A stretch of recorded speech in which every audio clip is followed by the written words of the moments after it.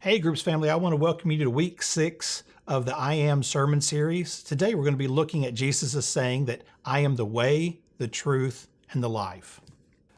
Whenever I hear Jesus saying, I am the way, the truth, and the life, I hear people talk a lot about I am the way, that He is the only way. He is the only gate to enter into His fold, and that He is the truth. Everything that He has said about Himself is true. And He said that He fulfilled everything in the Old Testament that said what the Messiah would be like.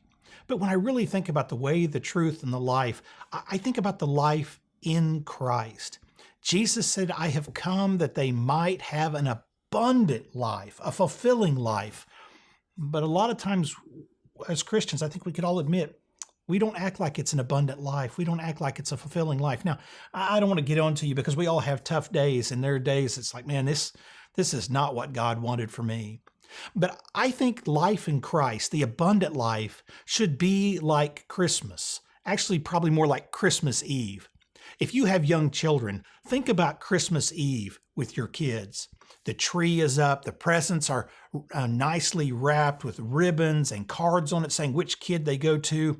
And these kids of ours, they are sitting there going, oh man, that looks like a Switch, or that looks like an Xbox, or hey, let me shake that. That sounds like Legos, or maybe it's a Hot Wheel or a doll or something else. They are so excited. They're in awe of what Christmas Day could bring because they have no idea for sure what's in those packages.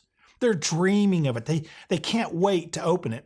I remember whenever I was probably about 6 or 7, my brother and I, one Christmas morning at 3 a.m., our parents had told us there's no way you can get out of bed until 7 a.m. That's the earliest you can open your presents. Well, at 3 a.m., we were both wide awake, and we get out of bed and acting like G.I. Joe. We're on the floor, crawling, like a soldier, crawling on the floor. And we had our flashlights and we had our binoculars, and we pull them up to our eyes, and my brother's holding the flashlight and I got the binoculars, and we're trying to see what Santa had left for us. We had seen the presents under the tree, but we didn't know what Santa was leaving for us. And then I'd hand him the binoculars, he'd hand me the flashlight, and I would shine it, and we just couldn't wait until 7 a.m. to get there. There was this awe and this sense of excitement of, man, there's something special under that tree, and I just can't wait to see it.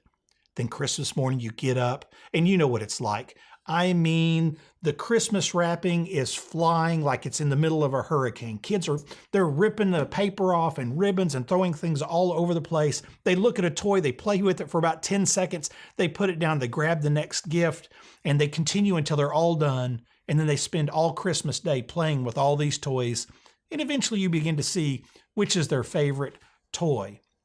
But what's interesting is on Christmas night, they're obviously exhausted from staying up all night waiting to open their presents. But also the awe and wonder of Christmas has kind of gone away. All the toys are new. They know what's there. They're used to the toys. But the awe of wondering what's going to happen, what's next, what's under the tree has gone away. And Christmas Eve is actually a more exciting day for them than Christmas Day itself. I think for us as Christians, whenever we accept Christ, it's this new awe and wonder of, oh, what's my life in Christ going to be like? What's going to happen? How is He going to use me? How is He going to deliver me? How is He going to do this, that, or the other thing? What all is He going to do with me? And it's just awe and this wonder of what Jesus has for us. But oftentimes, as we continue our Christian walk, we kind of lose that awe and wonder. And it becomes the normal, everyday events that we have in Christ, and we continue on just going about it. And I think when we think about Jesus being the way, the truth, and the life, it ought to create awe and wonder. When we get up in the morning, it's like, Jesus, today I get to live for you. I don't know what you have for me, but I can't wait to see how you want to use me today.